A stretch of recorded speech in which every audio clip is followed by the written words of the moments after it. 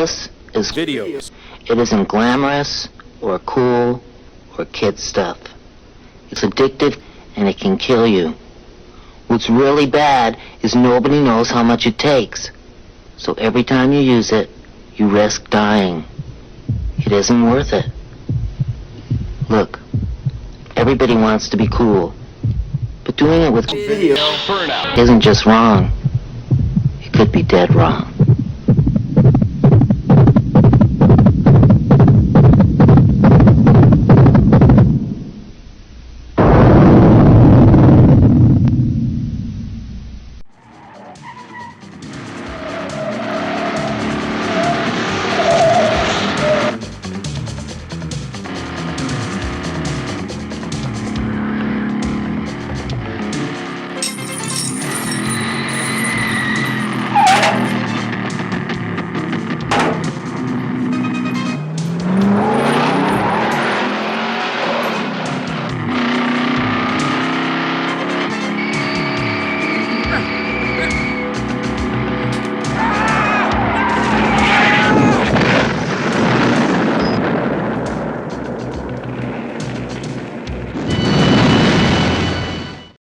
This time on Video Burnouts, we have the 1980s spectacular whang and bang cocaine wars.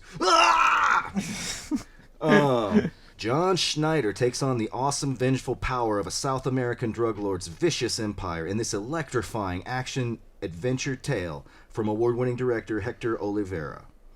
During a highly classified mission to crack down on ruthless cocaine czar Gonzalo Reyes, U.S. Drug Enforcement agent Cliff Adams suddenly finds himself drawn into a maze of brutal assassinations and violent political intrigue.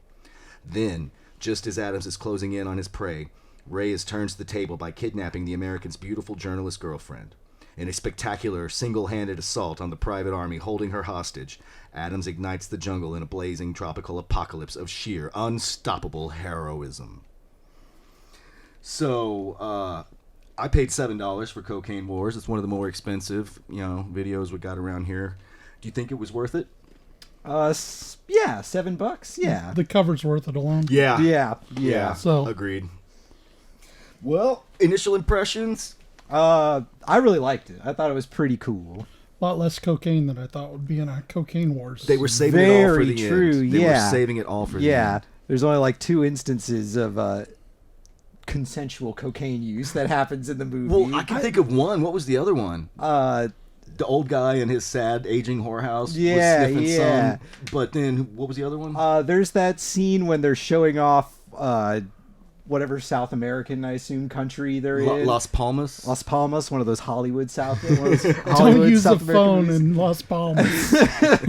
But they're like showing off the local color, and he's going through all the stalls, and they're like selling him guns, and they're selling him drugs, and they're like, oh hey man, look at this Rolex, and then before he gets to the brothel, there's just a dude on the street openly just snorting cocaine. I missed it. Good eye. I missed that one. It did not feel like anybody on cast was doing cocaine, which is very strange. Well, we know Roger Corman probably doesn't touch anything like that, so maybe he demanded a certain amount of professional-ism. So what an opening! Yeah, I picked this movie, and I picked it solely off the cover, totally badass, and 2, the first 5 minutes of it, and right off the bat, you get this sweet 80s score. Which I thought was awesome. The soundtrack rocked. Soundtrack score, so cool. Everything. And you get all these like hallmarks of cheesy action 80s movies. The South American setting, the dudes in military garb. Everybody speaks with like an accent, but everybody speaks English. Planes coming in, cocaine, and then just right off the bat, one of the best death scenes in movie history. You lying son of a bitch. You lying son of a bitch. Gone. That pretty much sold me on the movie right away. What a way to start. Off with a bang. Yeah. Dang it, Bo. That's I must kept thinking the whole movie. Dang it, Bo. Get back to Hazard County while you still can. Yeah, so it stars John Schneider, who you picked out first as being from Dukes of Hazzard. Oh yeah, I Dukes wouldn't of have Hazzard. grabbed that. I spent more hours watching Dukes of Hazzard as a youngster than just about anyone I've ever met who's still around. That explains a lot of your personality. Especially the rebel flag on your car. You're not supposed to talk about that, man. I didn't know we were. It's got 2 zeros on the door, so it's not racist. It's racing. It's not racist. It's racing. But I thought he was really good in this movie. I liked him. I mean, it's not like a particularly unique role, but I thought he did a really good job of the just really chill, cool action hero. Am I wrong to be... The whole time I was thinking Robert Ginty must have really regretted turning down this film. Like this, I not that I know that he actually was offered it, but it feels like a Robert Ginty film through and through. Yeah. The whole time. Yeah. The whole thing is very, very Ginty. I love how John Schneider has the cigarette in his mouth constantly. Even gets in that one chase scene where he's like on foot, running away from the car, jumping over things and all that, and the whole time just cigarette dangling out of his mouth, even like taking puffs out of it as it goes along. And you can tell how mad he is when he finds out they kidnapped his girl, because he's about to light a cigarette and he just throws it down in frustration. He's too mad to even smoke. That's how mad he is. Has a film respected mustaches more than this one? Like somewhere between Night Beast and Playgirl's Super Toner workout video is the love for mustaches in this film. Everybody has a perfect mustache. Perfect mustache. Very manly mustache. And that's the thing about Snyder. It's like I was a little weary about a movie that would have him in it. Yeah. I mean, not that he's a bad actor. He just feels like very safe in Dukes of Hazzard, you know? No, his mustache sells the show. So I guess the basic plot of it is John Schneider is ferrying in cocaine. He's a pilot flying a Cessna, some kind of, small thing, sneaking cocaine in for the local drug guy, right? Yeah, played by I wrote him down. Great actor. Federico Lupi, who's in a lot of Del Toro movies, who's basically got this Las Palmas under his thumb as this cocaine drug lord, and him and the military are hooked up, trying to keep control of this country. Meanwhile, there's a revolution going on. Hello, cat. With a fiery young rebel leader or opposition political leader trying to take power. There's this early scene where we see the actual cocaine processing plant where this guy's tried to steal like a big bag of cocaine and they melt his face off. Yeah. With acid bath. Yeah, something like that. Some of the chemicals they're using, and then Reyes, who they keep. Did anybody else feel like they kept calling him Regis? I thought they were calling him Regis. You owe me for the last shipment, Regis. Yeah, like his nickname was Outrageous, and they called him Regis for short. But I couldn't wrap my head around that. I thought it was just the inconsistency of accents. Yeah, nobody really took the time to learn how to pronounce any of these words. John Schneider, you can't be bothered to learn how to say Reyes. Maybe they thought they were doing a South American accent. The Y sound can be a J sound. Oh, there we go. Thankfully, Eric is the only culturally knowledgeable person out of us. Yeah, folks around here don't speak like that, but I think in South America they might, maybe. Oh, that makes sense to me. But they should either all do it or none of them do it. It was kind of very weird. True. Yeah. We learn in this early scene that Regis is in a position of power because he tells one of the military leaders that at a word I can have you killed and you will fertilize my cocoa crops. We'll save on some horse shit. It was a great line, but it's a fantastic line. I hate to correct you, but I wrote it go down. Go ahead. Your corpse will fertilate the cocoa crop and save us some horse shit. I didn't know that fertilate is a word that could ever be put together. I truly learned something from this movie. Well, is that a South American pronunciation, Eric? Fertilate. The writing itself's really good in this one. Yeah, I would agree. Lots of cool lines, lots of good masculine stuff. Even the storyline itself is linear. Yeah. I mean, and you could predict the low points that were going to happen throughout. Like, you just knew where it was going to get hung up. The first third of it feels like everything's kind of... They're doing the narration during the action scene. Like, you're getting exposition, but also people are being shot. But the budget isn't quite there for what they're doing, so it's all the real close-ups. So you just see the gun going off, and then somebody else is falling over, and you're like, I don't think that really worked, but it did, you know? Yeah. Which we see again in a couple different scenes of the film anytime it gets that. But after that first third confusion of like, oh no, it just felt like it was going to be a mess. Like it really seemed like they were doing too much exposition to keep us up with it. That by the time they brought in the socialist plot or whatever you want to call it, it was like, oh no, we're going to just keep going in every direction. But then it kind of tones down for like a good 20 minutes where like, okay. But it does keep you involved, you know, like, like even it seems like they're on point the entire time about like no dead time, no dead time. Even like the romance between Snyder and the reporter that comes about, which instantly, where she comes in the scene is fucking awesome. Yeah. Or the bar fight. It's like, they're going for a lot of a noir type dialogue between those two. It's interesting you say that because I'm pretty sure they quote the Maltese Falcon in it. Really? Yeah. Whenever he gets to this bar, and the German guys are trying to kill him at this point. Which I guess we should say that there are these two German men who are stealing from. I'm just gonna call him Reyes. I can't. I can't not. You say Reyes, I say Rages. I grew up in Let's call the Texas. whole I thing have a off. way of pronouncing that name.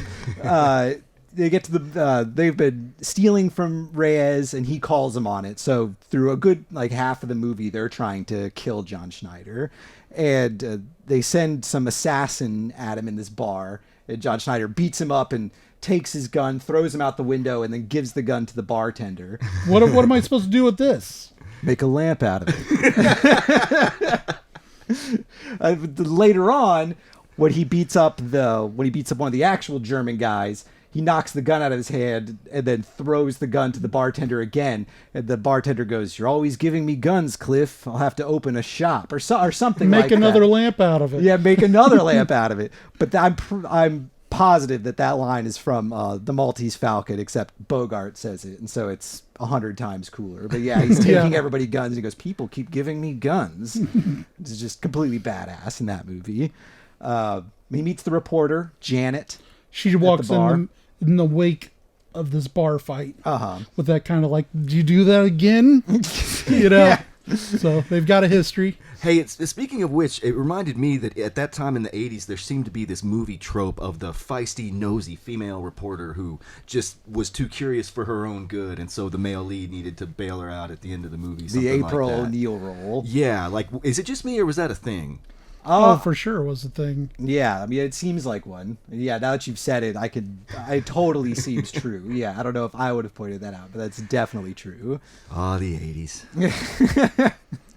Cultural stereotyping was there for everyone. Oh, fantastic to say. So on a lucky guess, I called that this was a media entertainment. Yeah, you did. You did, yeah, out of nowhere. Which, that's a good barometer of what this film is. Not so much Masters of the Universe type stuff, but more like The Eliminators, which is the one I thought of a lot in this one. Which I don't know if you've seen that, but I have not. It's got kind of a robot guy that's on these tracks, but then there's a reporter or two people end up off fighting. There's a spout where they say, "Oh, now we've got robots, kung fu, something." I can't remember what else. I think everything is terrible. Used a clip from it. Oh yeah, that should just be the poster. We've got robots, kung fu, zombies, and this treadmill guy with laser eyes. Yes, but anyways, that is anybody listening is it's media. so you know exactly what you're going to get. They want this experience of a film, and none of the rest matters, and you get that, and that's what makes it such a good film. Is being a Corman film. It's like, just don't bore them. Don't bore them. Give them some boobs or some death every 15, 20 minutes, man. That's the formula. It pays off. That's why Roger Corman's kind of the godfather of about pretty much everything Zoe has. Without him, I doubt this thing would exist. Oh, yeah, for sure. Yeah. It would not. Roger Corman. Professor Corman.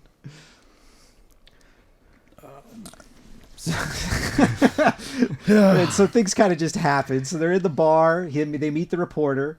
They've been in love before, definitely. Yeah. But she's mad at him because he is now flying drugs for Reyes. And she doesn't seem to mind the drugs so much as that it's for Reyes, or does she just not like either part of it? She seems to have a problem that he does it all the way around. Because we see Cocaine Wars from Time Magazine in the background. Yeah, I noticed that. In her apartment. And a lot of other cocaine stuff. So you presume she wrote that article, right? Or had something to that's do with it? the type of reporting that she's involved in. She's trying to bring down these cartel type. But not just because she's a good Samaritan. She wants to do it in favor of the socialist revolutionary. Yes. Whose name I wrote down. Marcello Villalba. Villalba. And you know that he's intelligent and well-educated because he wears glasses. He does wear glasses. So he's probably qualified to overthrow the leadership of, matched, of Las Palmas. He's matched by his arch nemesis, the German with glasses. The super SS guy that's always in the corner doing the spy stuff.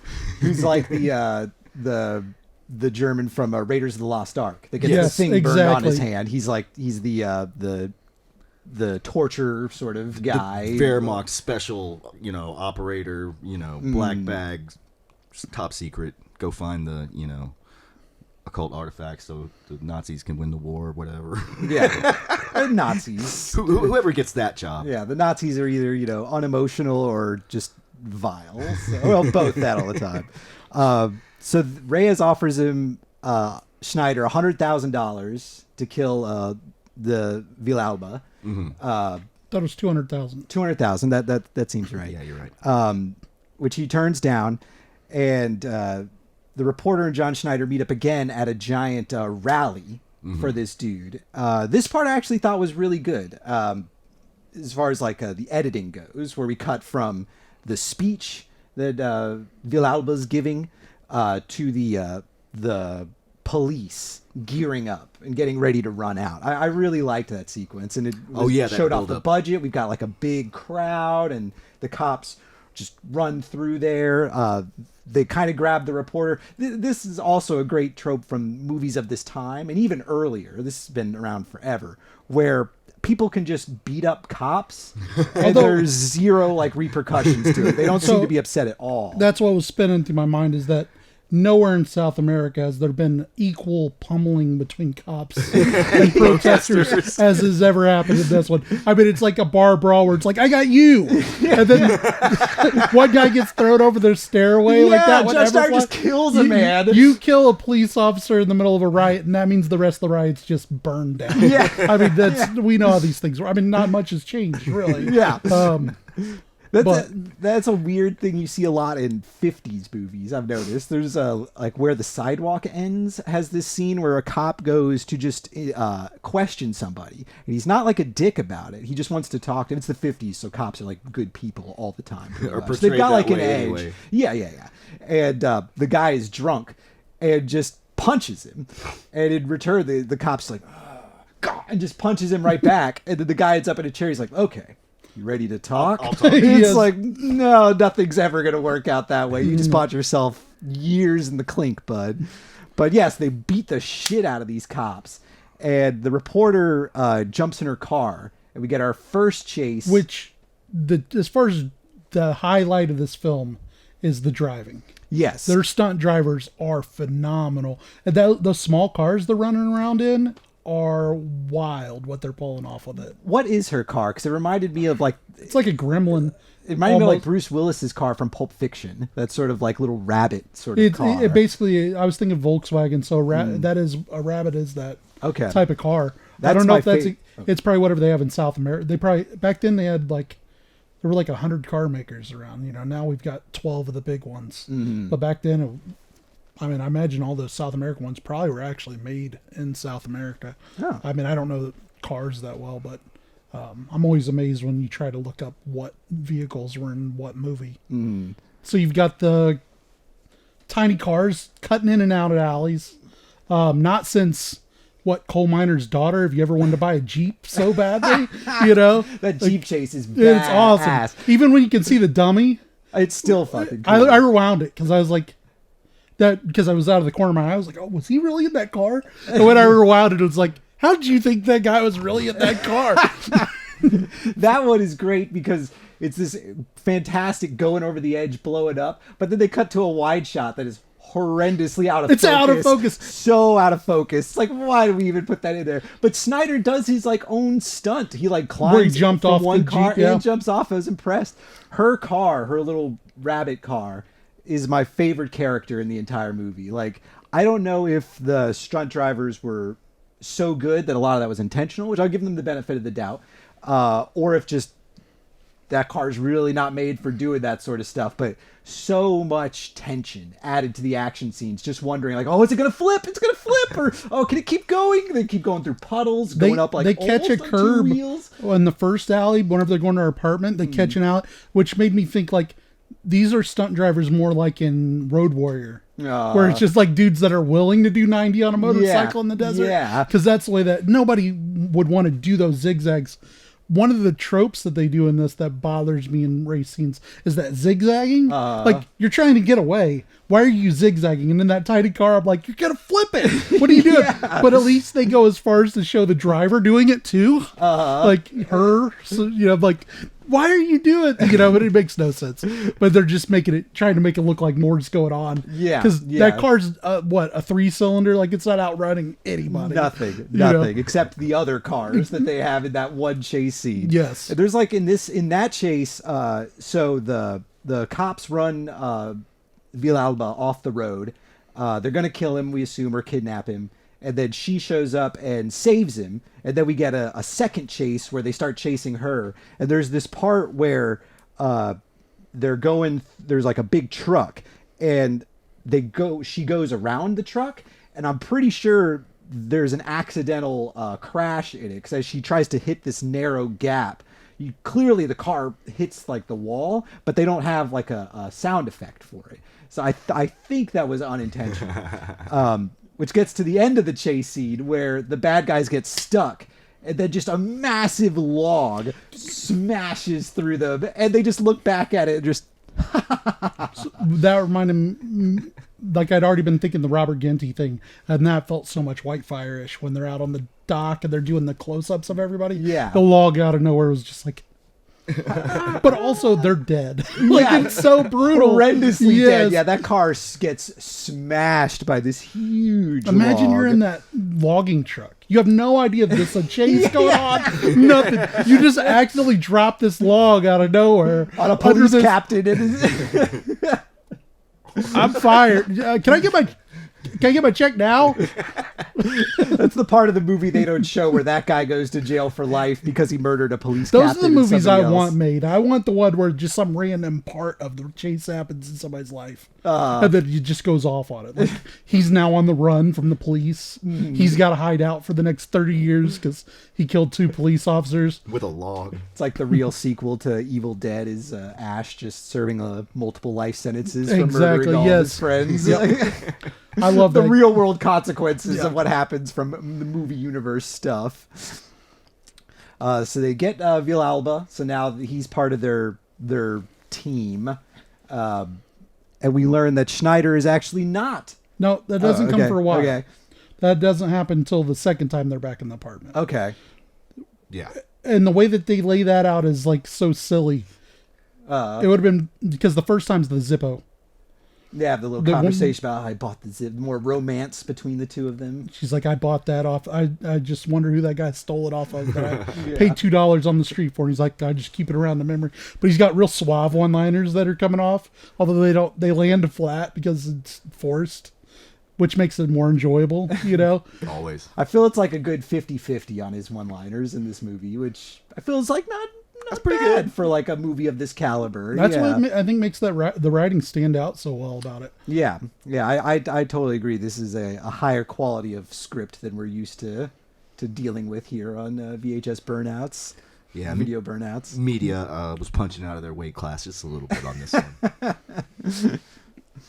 Yeah, I'm pretty sure Media is like Canon, where they made the poster first, and then they made the film around it. Like, you have 7 days to make this movie, you know.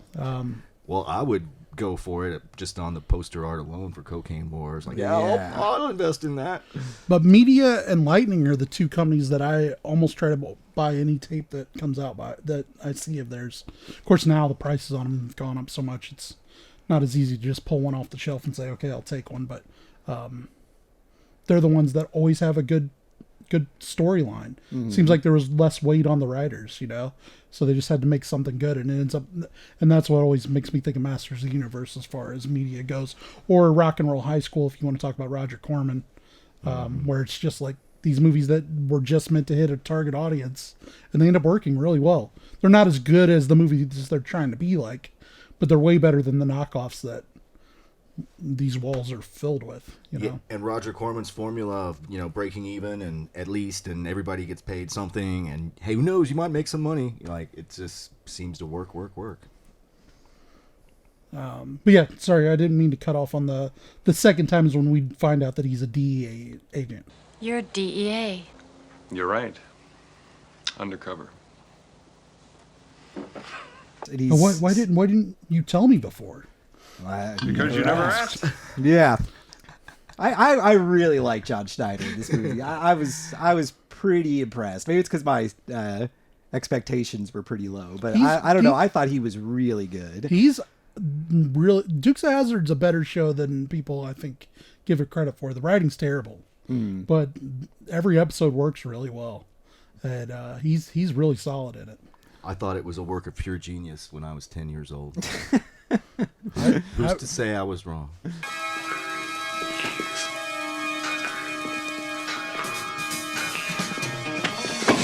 Actors are really damn good at what they do. It's kind of like I'd compare it to Andy Griffith's show without the level of good writing. I mean, Andy Griffith's show had some.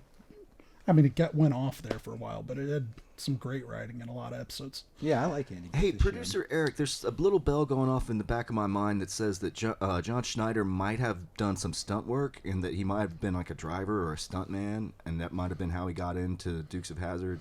And so maybe that's kind of how he did his own stunt, like you were talking about. Maybe. Or maybe my brain is just a fever-addled place that no one should ever go, and I just made that up. Can you imagine being expected to slide across the hood of a car every episode? Well, didn't they, like, I would, like, Crisco my ass down. Yeah, but if you get that going too fast, if you get going too fast, dude, Yeah, that's true. your arm's going to be hurt forever. I'm sure there's a great blooper reel of them tripping all over themselves trying to hit that jump. Or at least a good blooper reel of old Daisy picking out those shorts. God damn. It's actually just in New York theater. Okay, I made that up. He was in like when he was like 14 or something. Where he was, 8 years old. Okay, well, So, yeah. my brain is not reliable. Seems What like else? he would have done. What else is new? Man, they totaled so many cars to that show. I hear that they cracked up a lot of stunt drivers, too. Really? That it was a lot of injuries. But the safety regulations. And then they went are through so been many Dodge relaxed. Chargers. It's something like 1,000 plus that they totaled. Yeah. Go it's try like- finding a Dodge Charger now, and I'll double all got down. crashed. I'll double down on it. Try finding one that's not painted like the Dukes of Hazzard. It's like a requirement now. Everybody's like, even if it doesn't have an engine, it's like, oh, we'll get it painted first.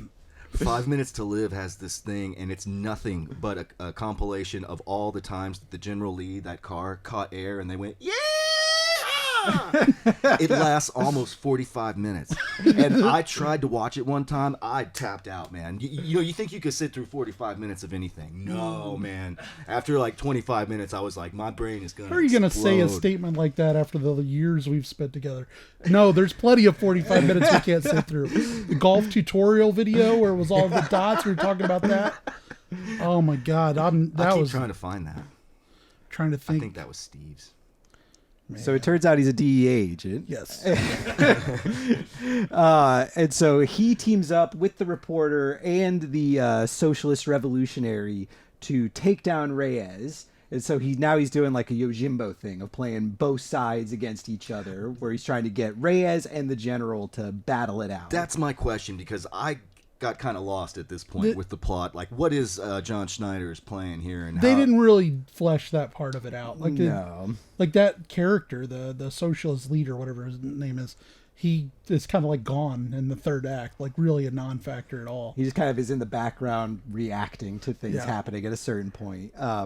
Yeah, because I mean, we know that this plan is going to fall apart at some point, but the start of it is that John Schneider Cliff has this folder of evidence that can bring Reyes down, and he's offering to sell it to both parties, but he's also giving a photograph from this evidence to Villalba to print in his presumably his party paper that he has, but he makes a mistake and he shows it to reporter Janet, who of course desperately wants this scoop and this info, and so she steals one of the pages from this packet to use later. I was making pizza rolls. I missed that part. Sorry. I thought I would have heard that scene, but Now she just swipes it from him, rips one of the pages off. Somehow he doesn't notice it. I think she blocks him from seeing it. I know exactly when it happened. I remember the timer going off, looking at my phone. Well, it was time better spent, I'll say, grabbing a few pizza rolls. Far more nutritious. No, I mean, I like learning about these movies as we go. You know, I do. I like learning post.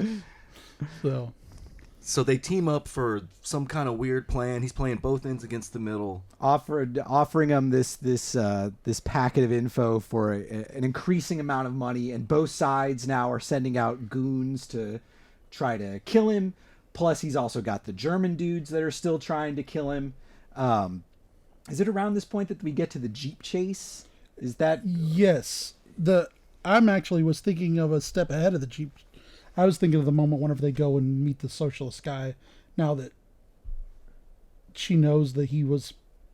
Whenever he gets out of the car and says, I was offered, just so you know, I was offered $200,000 to kill him. I thought that was the coolest scene in the movie. Because they could, it's like you're taking me in there, you don't know whether I accepted this money. I mean, even though they don't really play it out that way, I thought, as far as reading the script goes, that's a lot of tension at a moment. You know, like, just so you know, I was offered $200,000 to kill this guy that you're taking me in to meet. Then he's immediately just like, let's go. Yeah. And like slams the car door. And he plays it cool. He does, very cool. But yeah, the Jeep scene's right before that. So wherever you're at Okay, well, they have this big Jeep chase. Yeah. Because the Germans are still trying to kill him. And they go through this winding road and this beautiful scenery with this Jeep just... Loose gravel. Yeah, this whole chase scene feels very dangerous. The Jeep is like pummeling the back of the car. He tells her something like, do it now or whatever, as he opens his door and it slams. It was cool the they door didn't like do the talk, like at first when it happened and you see, okay, hit the brakes now, and the door goes off. I was like, why? Okay, like we're supposed to believe that just happened, but then I replayed it in my head. If they talked about it in the car, it would have made it way less cool. Yeah, like the fact that it's just like he doesn't tell her what he's doing. He's just like, hit the brakes, and the door's ripped off. Jumps from the car to the Jeep, which he actually does. Like you can see him do it in the camera or in the shot. Oh, I didn't want to steal your thunder. You were excited to talk about the Jeep chase. So I was just making sure that we knew that the viewers knew that you can actually see him do it. So he's in the back of the Jeep, choking him out. But he's got one leg up on the side. So whoever's doing the stunt ideas really played through these things. That's the thing that I really liked about it. Is it made, even though the fight scenes and the gun scenes, everything's up close, so it doesn't really look real at all, and nothing's really that explained. So it's just left to imagination. Oh, they're shooting each other. Things are blowing up. This is why that happened. When it got to the chase scenes, everything was meticulously laid out. And so he's got his leg up on the edge and he's choking him out. And then the Jeep hits that side and he jumps off the side of it. It's pretty cool. I mean, it's a pretty cool idea. But my favorite thing was how blurry that shot was. How pissed off were they when they got in to edit that and realized that they didn't have the camera in focus to watch the Jeep roll down the hill and explode on the bottom, because it's just a blurry thing. So blurry. And then we see it again when it's supposed to be the photography shot. She's supposed to be a photographer. Yeah. But they just decided to do stills of 35 millimeter print, but not even, I guess they couldn't get a single good frame because it's just real blurry ones. I'm like, what? I mean, to everybody that's out there that's nervous you're taking their photo, sure, this looks scary. If you turn these into the New York Times, they're going to be, sorry, we're moving you back to grabbing coffee. You know, we tried our one-woman reporter in the 80s, and you now failed it. So you can go back to writing cat stories. All the men are right. It's almost like the reverse of how normally those cheap movie car crashes or cars going off a hill go, where you see the car like approaching the hill, and then we cut to the wide shot, and it's like probably been used in 3 or 4 other movies. Sometimes it's not even the same car, but you see it go out. This one, the close shot of it going off is fantastic. And like even the way the metal comes off the top, like when it's rolling down, they show it flipping and everything, and it's like, whoever was in that's done, you know. Yeah.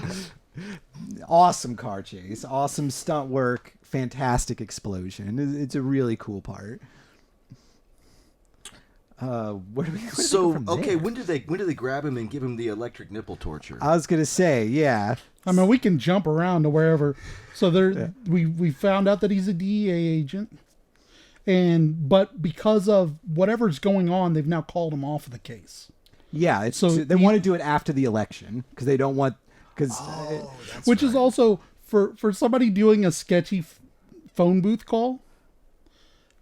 He is the most unsettled DEA agent ever. What? We got to keep going with this. We got to do this. He's just screaming in this booth with 30 people around outside of it. I was like, this is... We're too far in. You want to break it off? It's so silly. I like that bit's a bit of like rose-tinted glasses in terms of America's involvement in South America. The idea like, oh, no, there's an election coming up. Can't do anything. Yes. No, we want to stop the drug lord. No. America does not interfere in South American politics. Don't even think about that, Cliff. So the whorehouse. The whorehouse. Which is, well, we see the whores the first time in a scene where they're used to kill somebody in traffic. Yeah. So that's technically the first time we see them is, I never drive past a pretty lady or whatever the hell the guy Royal says. Dano has the world's most gullible driver. Yeah. Especially in that place, in that business, in that line of work. Yeah. Should get some better talent, man. So we get to the whorehouse. Which reminded me a lot of the whorehouse in Blue Velvet, where it's like just like a dude's house. Yeah. So Paul Dano lives there, I guess. Royal Dano. Royal. Oh yeah. Well, I was just thinking like he's not related to Paul Dano, which he's not. I looked it up. He's not on Beverly Hillbillies, right? No, that was a different actor. Okay. That's what I kept seeing whenever I was looking at it. He does have that face, though. Yeah. Totally. Yeah. I mean, I know he's been in a million things, but... Yeah, great character actor. So Royal Dano runs the saddest, oldest whorehouse I've ever seen in cinema for some reason that I can't fathom. Does he run it, or is he just like hangs out. there? He's just the number one customer who just kind of lives there. It's kind of like the local color. Plays the piano. Never see his hands, but he's playing it up while we're talking. Did I Just assume. Yeah. The horrors. Cliff is so cool that the prostitutes are extremely jealous that he doesn't pick them. Yes. Whenever he shows up there. Nobody's picked you since 1626 or whatever she said. Chica. Which really the only reason I bring up the whorehouse is when he mentions the phone. Does anybody want to take this quote? Because I don't want to mess it up. Zoe, do you have it written down? I do have it written Okay, down. because this is it is. If there's ever been a cringe moment in my entire life at a film, this was it. Okay. She says, dial this, Chico. and applies his hand to her body. Grabs it and puts crotch. it on her crotch, at which point he starts doing this. Because they had rotary And it phones is back way then. too close. It is way... She's probably giving the old flick of the bing. You know, the little bean flippage going on. I'm... And then and he says, "That's the best telephone in Las Palmas." Bring me the telephone, Chica. Dial this, Chico. That's the best telephone booth in Las Palmas. My favorite part of that scene is when the old man shows up. And apparently Playing the violin? No, the dude who I don't know, he's late, and she's like, "You better give me something." And then they leave, and then he comes back, and he's like total S&M gear. He's like handcuffed and chained. He's on a leash, and he's just like crawling around on the ground. It's like this 70-year-old man in full-on S&M gear. Don't kink shame, man. I ain't kink shaming at all. I'm just saying found his place. It's notable. That's all I'm saying. It's notable. He likes women that look like they smell like a week old outdoor ashtray. And Who is kink skin shaming now, sir? No, the kink's fine. The kink's fine. The leathery skin is another thing. Is that latex or just your hand? It's not for you to know. But who is the violin guy? He's only on there for like 5 seconds, but it was the funniest thing to see this old man playing a sad violin at this old broken down whorehouse in Las Palmas. Because the news is going on that they're now busting the guy. Yeah, it's a pivotal moment in the plot when John Schneider realizes that the reporter lady betrayed him. Yeah, she had called her boss, Lenny, and said, "I've got this info, but this is not to be used until I okay it." And then clearly this guy jumped the gun. So at the same moment, all the characters, Cliff, Janet, Reyes, and the general guy, Silencio!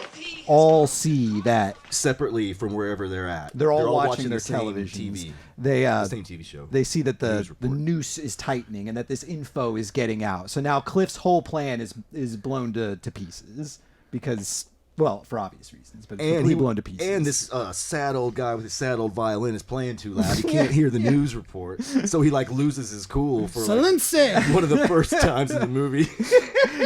I love how he not only like grabs him and tells him, "Yeah, silencio," but then he shoves him afterwards when the guy's clearly done talking. It's like, yeah, a little overkill. Okay, so then that's when they kidnap the girl or they kidnap him and torture the nipples. What? They kidnap him. She sees it. That's right. Then she runs away, and they kidnap her. Okay. Well, the general has kidnapped Cliff and the Villalba, the socialist guy, and Reyes has kidnapped Janet. So now they've all split the people who have been kidnapped. Reyes is apparently the way to go on this because he just has her sitting in a chair. But poor Cliff is about to get some. I'd rather get kidnapped by Regis than. Yeah. That was good. So yeah, Cliff's getting tortured. He gets beat up. And then they go for the old. They want to know where his stash of information is. Yes. That's compromising, even though the story's already out. Anyway. Well, she only had that one page. Oh, okay. So I assume that it was enough to take down this $5 million or whatever it is stash of coke, but not enough to like really destroy. Okay, that sounds right. That's good thinking. Yeah. So yeah, electrodes to the nipples and to the tongue. See, this is when the old S&M man would have come in handy. 'Cause he probably would have been totally on board. He with would this. have been paying for the privilege. It was probably his idea while they were. You know what I would do? I got you, Cliff. You're good. No. Just pretend like you don't like it. That's what I do. What? Cliff gets out of this scenario. What are the smoothest moves or most ridiculous moves? Or I don't know how you want to describe This it. is where the ridiculousness comes into the film. Because both their escapes are outrageously make no goddamn sense. Her running away from everybody It's just close-ups on her going to another spot. The locations make no sense. It's super disjointed. I love the part when like they show her running into a room next to a pumpkin, and then we cut to a guy slowly aiming at her, and then her seeing him, and then he shoots the pumpkin. Yeah. He completely misses her, which follows up by her hitting him in just a room, and then him falling down some steps. It was just clear that they filmed all these little bits. Yes. Just the idea of, oh, well, you hit him, and we'll work it out. We'll tie it together. Then she's later. under a counter. They show him walking past the storefronts, but there's somebody that's behind her now, standing back in this seemingly closed off area. And she's just under the counter looking through this glass with another person in front of her. It's just, none of it makes sense. Makes no Even sense. the way she escapes, like, she's looking out in the hallway whenever they could obviously see her, looking down the corner, and then she runs across the hall. And she's wearing those woman shoes that clap, clap, clap, clap, clap. So the guy hears it and it's like, lady. Woman shoes. You take your woman shoes off. High heels. When you're running away from High that. heels. Because Or otherwise he's stilettos. going to hear you go clap, clap, clap, clap, clap. Anyway, she didn't know about that part. I love how she gets to it's the same building that she escaped during the protest scene, and they do that bit where like somebody grabs her and she goes, oh, but it's actually a friend, except the guy who grabs her is somebody we've never seen in the movie. So to us it's still just one of the villains, and we'll not get to know this guy because he is murdered moments later. Seemingly serving no purpose. She easily could have just run a different way and everything would have ended up the same. She still would have been kidnapped by Regis. Yeah. But it feels terrible. Okay, but then how does that compare to how he got away? I'll talk.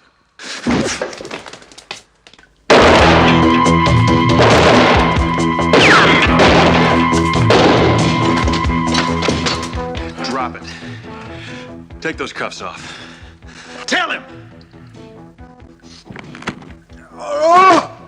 It looked to me like they just forgot to tie him to the chair at one point. That's rule number 1 of nipple torture. I gotta say, tie the person to the chair before you begin the nipple torture. Yeah, he just kind of is not tied to a chair, kills a couple dudes, shoots the general, and then meat shields the general outside, where we get a fantastic death scene. Where he pushes him. Or is that at the end part? He waves a taxi down, and I guess in Las Palmas, the taxis, when they see you wave them down, just accelerate right to you, and then he just throws the general in front of the taxi.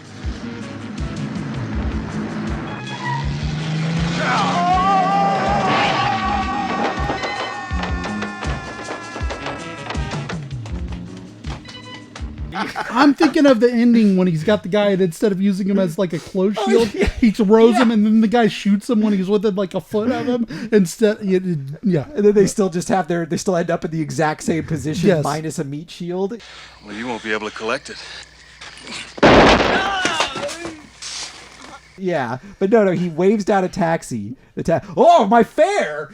Accelerates at him, and then he just throws him in him. And then Villalba has one of his one-liners. Is this the way that you call a taxi in your country? Yes. Boom, boom. Yes, it is. That scene's great. So, all right, he finally gets this package. Is that where we're going next? With...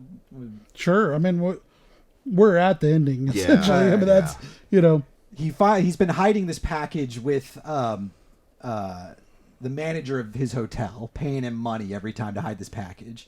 And finally he gets it. And they don't do a cool package, like gearing up scene. Unboxing reveal. Yeah, like this is a classic standard action movie moment. The greatest one of these, and there are hundreds, is to me the one from Commando, when he hits the beach and zipping up the jacket, putting the grenades on, goes the getting the black grease, whatever, putting all that on. That's my favorite. Shit's about to get real moment. But in this one, it's just like, okay, he shows up and he's got all that stuff. They don't show already. the double clip thing until after he's already unloaded on Yeah. everybody. Like he's been shooting people for like 40 minutes, and then we realize that he's connected 2 clips together. You know, just stuff that most people would put in to make it look like it was cool. No, we're out of time, so that's just we're here. The ran out of time thing to me is the total summation.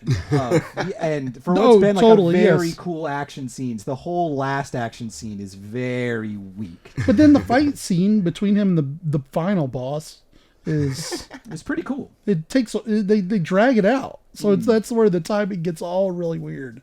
Because everybody dies instantly. The one guy falls into a electric panel, shoots a guy out of a tower.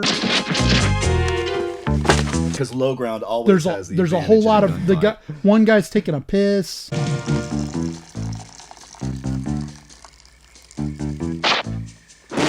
The guy taking the piss is pretty hilarious. Also, we don't know that he has a silencer, and he's in the middle of like a field where everybody's in a round circle.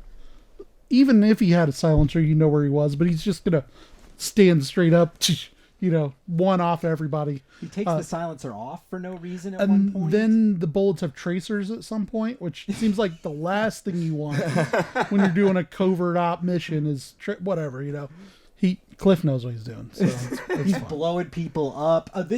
I bring up Commando specifically because I looked it up. Commando came out October 1985. This movie came out November 1985. But there are quite a few moments that really feel like Commando, all from this last scene. Yeah.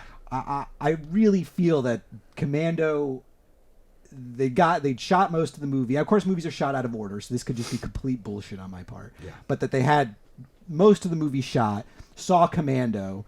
We're like, that's kind of what we want. The dude goes into the electric panel like you were talking about, like the end of Commando. At one point, he even says, "I lied" to one of the dudes before he kills him. Real Commando vibes, but that might just be coincidence because they came out so closely next to each other. I don't know. Yeah, interesting. Okay, but then there's that exchange with Regis where he's got the girl and the gun to the head, and like it all flows together in my mind. How did he get out of that one? There's some liberties done by the director here. He puts the gun down. The guy goes to shoot him, and the girl knocks the gun. At which point he goes to a hand-to-hand. They fight around for a while. This is where the cocaine finally comes back into play. There's a gigantic bag of cocaine that's right there in the middle of it. Now, spoiler alert, he shoves his head into it and chokes him to death with the cocaine.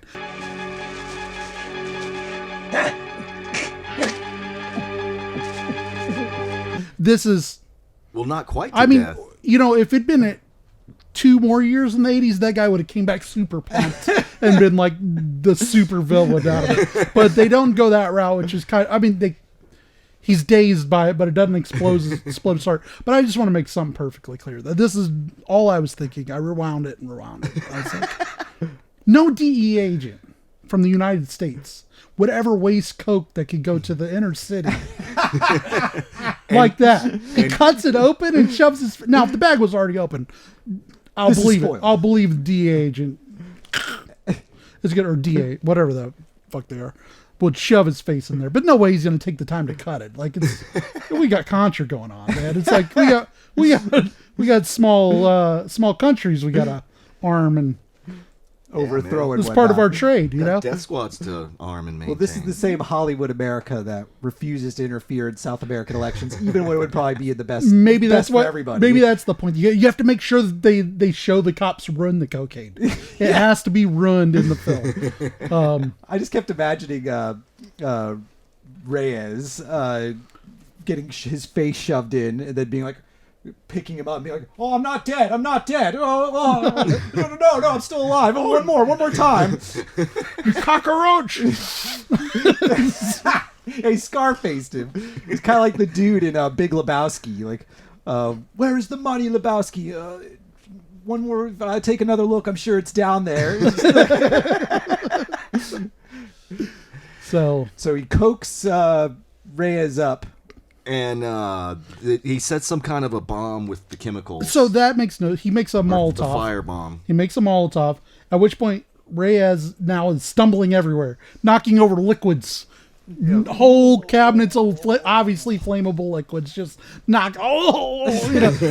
It's so hokey, and you know what they're going for. But he's done the Molotov into like a paint thinner type can, and he lights it, which you assume we're going to see the explosion come from. But then they get back across the field, which that's cut to immediately, which I don't know how long this wick is supposed to be, but they got 400 yards away. And they are a good 2 football fields away from this thing. And he's going to hip shoot. They are miles away. They're the same distance for an explosion is essentially what it is, And she's like, I don't think it's going to work. And yeah, it is. And then it explodes. It's like, well, if you could do that from the start, why'd you light the thing in the first place? None of the so. And it's like with an Uzi. Oh, but it's off the hip. It doesn't. Yeah. Maybe you didn't hear I'm Cliff. At which point, the most important part of the plot comes in. They get in the plane, and the credits roll. And it's over. It is done. There's nothing else. No, not even like a dialogue of like, ooh, I guess we're together. No, nothing. No, wait. She does. She looks at him and she says, "You look like shit." And then the credits. And they're up fast too. Like, shoo. They're fast credits. Another like trademark of a good Roger Corman movie is when it's done. There's no more action or sex to be had. It's over. Nope. We've got none of the goodies left. Let's just get out of here. They were having a residual high from Reyes' death. That was like, I mean, I knew the running time and I checked it because like I said, I rewound the cocaine part and I was like 4 minutes left. I mean, I was doing it's actually like 8 minutes or something. I was credit time 6-7 minutes. It was, no way they're gonna do it like that. Like it's they get in the plane and then it's done. They did it like that. It's almost the opposite of Vibrations, where it's like you kind of need more ending in Vibrations. This one, no. Let's not pretend that there's gonna be an emotional ending to this movie. Explosion, we're good. I think that's what makes makes us sound excited talking about the film. It's not that it's that great of a movie. It's that they don't bullshit around. Yeah. It's like there's enough that's going on at every moment to get you to the next thing, but they don't pretend like you care at any point. Yeah. You've seen this before. It's gone through before. You did not just grab this from the video store expecting something great. You bought it from the video store for the cover, and you just got the cover. Yeah, that's exactly what it is.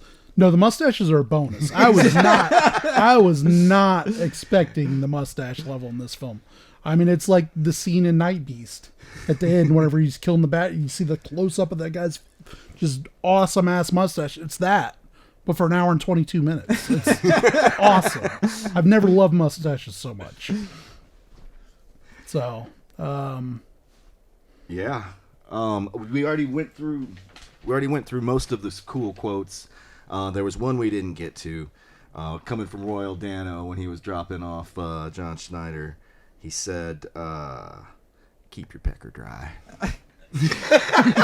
I wrote that one down too. And of course, John Schneider did not follow his advice, and I wrote down later, pecker in danger of getting wet.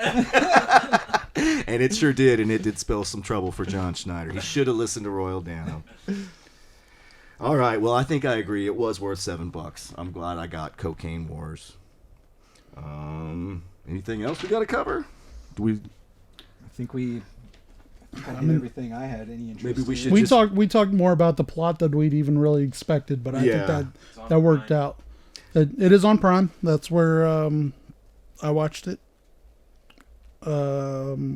Anybody savvy enough to navigate YouTube will find it. If you got a copy of this, you probably should hold on to it. I imagine it goes for $30-$40 right now. Really? I'll look it up, but cool. I assume so. Cool. That's and it's a tape anybody would be glad to have. Oh yeah, the cover alone is glorious. All right, well, be careful when you fight Cocaine Wars.